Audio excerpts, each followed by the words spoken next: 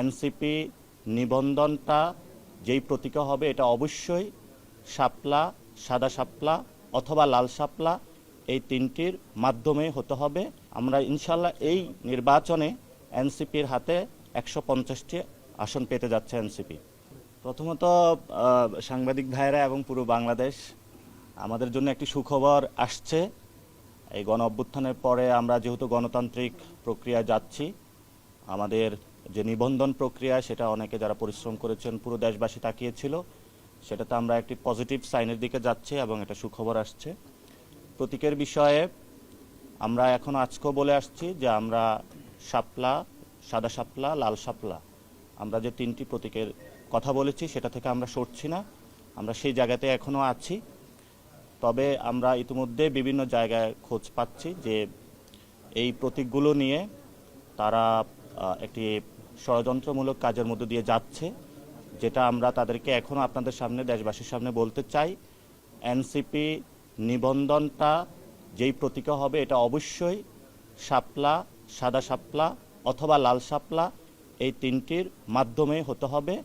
এর ব্যত্যয় করা যাবে না, এবং যদি করা হয় সেই ক্ষেত্রে আমরা ফার্দার আপনাদের সামনে উপস্থিত হব যে আমরা এটা কিভাবে নিতে হয় সেটা আমরা ইনশাল্লাহ জানি। 2 নম্বর শেষ করি। আমাদের যারা প্রবাসী ভাইয়েরা রয়েছেন তারা অনেকগুলো কমপ্লেক্সিটি ফিল করতেছেন। তো এটা নিয়ে আমরা অলরেডি 2টা রাষ্ট্রে সফর করেছিলাম। আমরা চায়নাতে ছিলাম, আমরা জাপানে ছিলাম। সেখানে প্রবাসী ভাইদের সাথে কথা হয়েছে। সেখানে আমরা অন দ্য ফিল্ডে গিয়ে ভিজিট করে দেখেছি যে তারা কোথায় কোথায় প্রবলেম ফেস করতেছে। সেই প্রবলেমগুলো আমরা আইডেন্টিফাই করে আজকে আমরা এখানে প্রধান নির্বাচন কমিশনারের কাছে উপস্থাপন করেছি। আমরা কিছু আইডিয়া দিয়েছিলাম, তারা সেগুলো বাস্তবায়নের বলেছেন যে পদক্ষেপ নেবেন, যাতে আমাদের যারা প্রবাসী ভাইয়েরা রয়েছেন তারা যাতে এটাতে সুন্দরভাবে ভোটিং প্রসেসে অংশগ্রহণ করতে পারে। এটা নিয়ে একটু পরে খালেদ সাইফুল ভাই কথা বলবেন। তবে এর আগে আমরা যেটা এনসিপি থেকে আমরা আপনাদের মাধ্যমে পুরো বাংলাদেশকে জানাতে চাচ্ছি যে আমরা আমাদের যে সার্ভেগুলো করেছি, আমরা 150টি আসনের মতো এনসিপির জয়ী হওয়ার সম্ভাবনা রয়েছে। আমরা সেগুলো নিয়ে ইতিমধ্যেই আমাদের একটি সকল যারা জেলার সমন্বয়কারী প্রধান রয়েছেন আমরা তাদেরকে ঢাকায় ডেকেছিলাম। আমরা তাদেরকে মাঠে প্রস্তুতি নেওয়ার জন্য কথা বলেছি, এবং সেখানে যারা গণ অভ্যুত্থানে অংশগ্রহণ করেছিলাম আলেম সমাজের প্রার্থিতা থাকবে।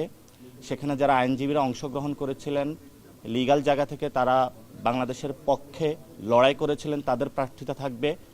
সাবেক সেনা কর্মকর্তা যারা আমাদের বাচ্চাদের উপরে গুলি চালায়নি সেই সৈনিক ভাইদেরকেও আমরা পার্লামেন্টে নিতে চাচ্ছি।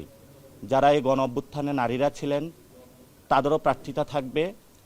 যারা সাংবাদিক ভাইয়েরা জীবন দিয়ে লড়াই করেছিলেন এই গণ অভ্যুত্থানে তাদেরও প্রার্থিতা থাকবে। এই ধরনের গণ অভ্যুত্থানে যেই সকল শ্রমিক, মজুর, কৃষক, আলেম, নারী এবং আমাদের যারা সৈনিক ভাইয়েরা প্রত্যেকেই এই গণ অভ্যুত্থানের সাথে ছিলেন, আমরা তাদেরকেও প্রক্রিয়াগত জায়গায় রেখেছি এবং তাদের সাথেও আমাদের কথাবার্তা চলমান রয়েছে। তবে সেই ক্ষেত্রে আমরা দেখেছি আমরা প্রত্যেকটা প্রজেকশনে আমরা ইনশাল্লাহ এই নির্বাচনে এনসিপির হাতে 150টি আসন পেতে যাচ্ছে এনসিপি ইনশাল্লাহ। এখন হলো আপনাদের ডায়াসপোরার যেই টেকনিক্যাল বিষয়গুলো নিয়ে এটা খালেদ সাইফুল্লাহ কথা বলবেন। কথা বলার পরে একটু শেষ করি কথা বলার পরে আজকে আমরা সময় নিয়ে সকলেরই কোশ্চেনগুলো নিব এবং প্রত্যেকটা কোশ্চেনের আমরা আজকে উত্তর দিয়ে যাব।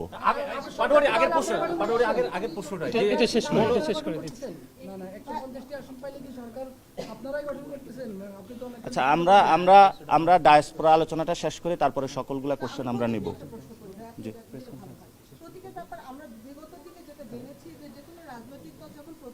আবেদন করেন তিনটি ভিন্ন রকম প্রতীকের আবেদন করেন। আপনারা পুনরায় যে আবেদন করলেন সেটা কিন্তু সেই শাপলার মধ্যেই আছেন, আপনারা কালারটা ভিন্ন।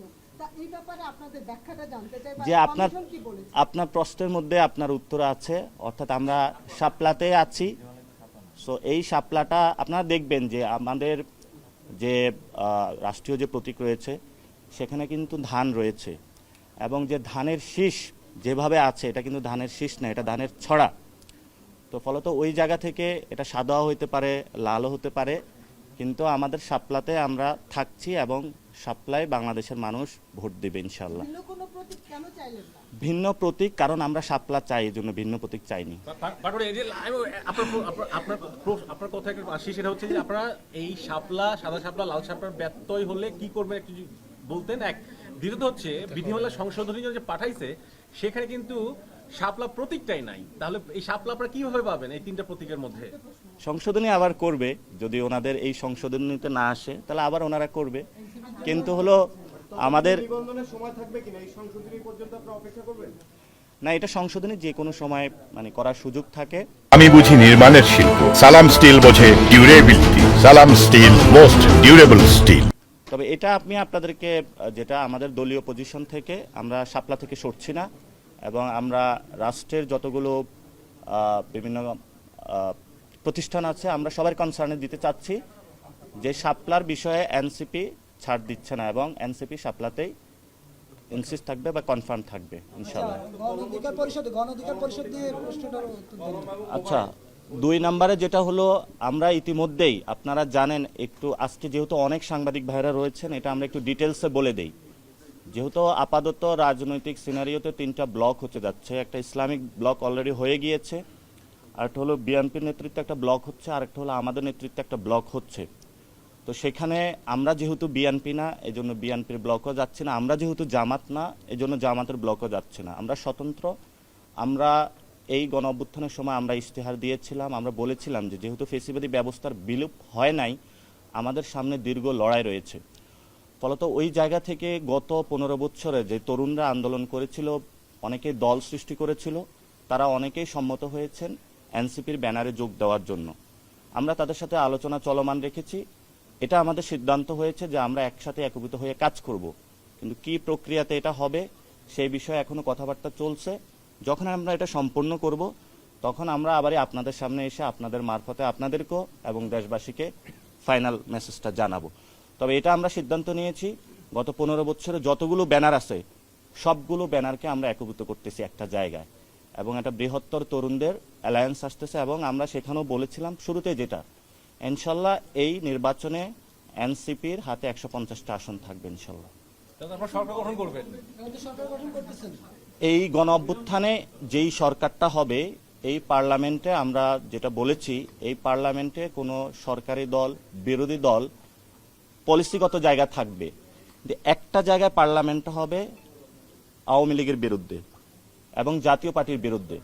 ফলত এই পার্লামেন্টে, এবং এটাও আমরা কনসিডারেশনে রেখেছি, যেখানে জামায়াত থেকে যারা তরুণরা দাঁড়াবে, যারা গণ অভ্যুত্থানে অংশগ্রহণ করেছিল, বিএনপি থেকেও যে তরুণ সমাজরা অংশগ্রহণ করবে, আমরা তাদেরকে বিভিন্ন জায়গায় যারা ভালো মানুষ তাদের প্রতি আমরা মৌন সাপোর্ট দিব।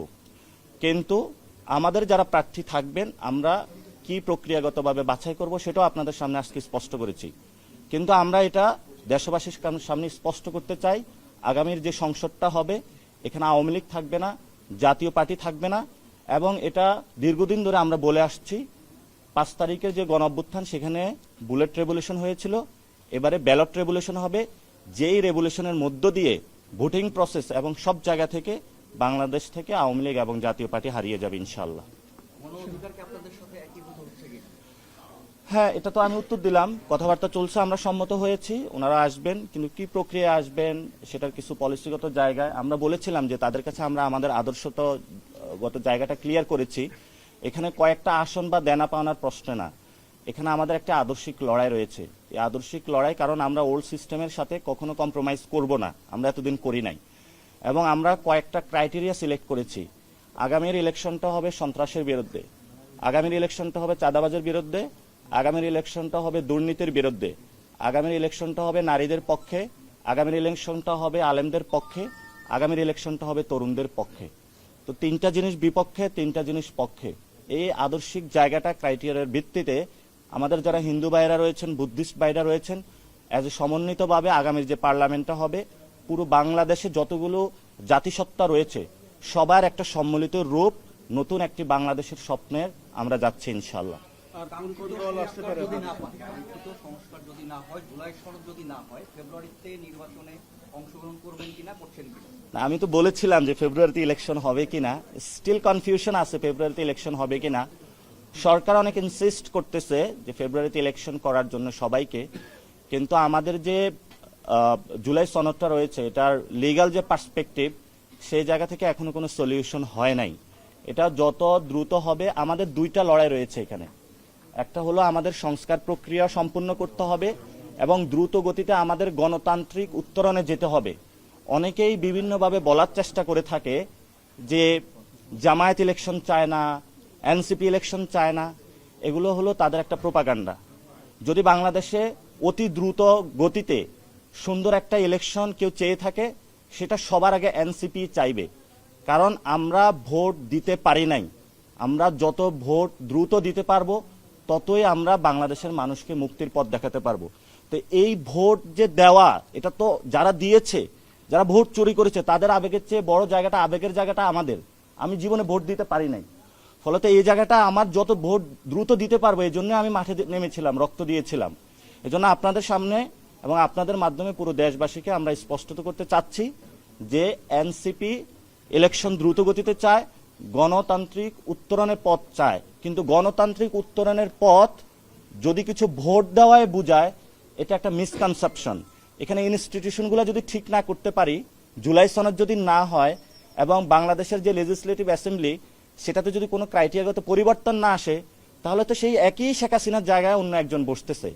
এই জন্য আমরা এই জায়গাটা কনফার্ম করার জন্য বলতেছি, এবং দলগুলো যদি বসে, এটা তো 10-15 দিনের কাজ, একসাথে সবাই বসবে, আলোচনা করবে, সাইন করবে এবং সেটার একটা অর্ডার হবে, যে অর্ডারের মধ্য দিয়ে ইলেকশনের আমরা যাব। এবং আমরা সেখানে এটাও বলেছিলাম এই ইলেকশনটা গণপরিষদ নির্বাচনের কোনো ক্রাইটেরিয়াতে নেওয়া যায় কিনা। তাহলে ইলেকশন হলো, ইলেকশন হওয়ার পরে তারা একটা কমিটি গঠন করে দিল একটা নতুন সংবিধানের জন্য, আর যারা ওই লেজিসলেটিভ অ্যাসেম্বলিতে থাকলো তারা অ্যাক্টিভ মেম্বার হিসাবে হলো, পার্লামেন্ট দেশকে রান করে নিয়ে গেল। পরবর্তীতে যখন সংবিধানটা চলে আসলো, এই পার্লামেন্টও ওই সংবিধান অনুযায়ী 5 বছর তাদের কন্টিনিউ করলো। কিন্তু 106 এর মাধ্যমে যেহেতু আমরা এখন সংবিধানের মধ্যে নাই, ফলে তো আমাদেরকে আবার শেখ হাসিনা যে সংবিধানটা রয়েছে এটার মধ্যে ঢুকানোর চেষ্টা করানো হচ্ছে। তো এটা যদি ঢুকানোর চেষ্টা করা হয়, তখন আমাদের কথা হচ্ছে সেখানে যে আরেকটি গণ অভ্যুত্থান আসন্ন। এটা তো অনেকেই বলে থাকে যে আমরা কি জাসদ হয়ে যাব নাকি, এই মাত্র একটা গণ অভ্যুত্থান হলো, সেখানে আরেকটি কিভাবে গণ অভ্যুত্থান হবে। আপনাদের কাছে আমরা স্পষ্টত বার্তা দিতে চাই, নেপালে তিনটি জায়গায় তারা সংবিধান পরিবর্তনের জন্য চেষ্টা করেছিল, এবং জেনজিরা যখন গণ অভ্যুত্থান করেছিল, পরবর্তীতে যখন তাদের দাবিগুলো মানা হয় না, তারা কিন্তু আবার মাঠে নেমে এসেছে। কিন্তু বাংলাদেশের যে পলিটিক্যাল পার্টিগুলো রয়েছে, যারা সাংবাদিক ভাইরা রয়েছেন, সকল মানুষকে আমরা আহ্বান জানাবো, আমরা গণতান্ত্রিক প্রক্রিয়া যেতে চাই, আমরা বাংলাদেশে আর কোনো রক্তপাত দেখতে চাই না। সেই জন্য হলো তরুণদের যে চাওয়াটা রয়েছে সেটা আপনারা মূল্যায়ন করুন, এবং সে মূল্যায়নের মধ্য দিয়েই আমাদের পার্শ্ববর্তী যে রাষ্ট্রগুলো রয়েছে, বিভিন্ন যে বিদেশি শক্তিগুলো বাংলাদেশকে আনস্টেবল করার চেষ্টা চালাচ্ছে, সেই জায়গা থেকে আমরা মুক্তি পাবো। এবং আমাদের আজকে ডায়াসপোরা নিয়ে যে আলাপটা রয়েছে, এটা আপনার খুবই স্পেসিফিক এবং আমরা গুরুত্বপূর্ণ কিছু আজকে পয়েন্ট তুলেছি ওনাদের কাছে, এবং এটা হলে প্রবাসীদের জন্য অনেক বড় হেল্প হবে, এবং আপনাদেরও যারা পাসপোর্ট রয়েছে, ই পাসপোর্ট আপনাদেরও অনেক হেল্প হবে। এটা একটু আপনার মনোযোগ দিয়ে শুনবেন এখন।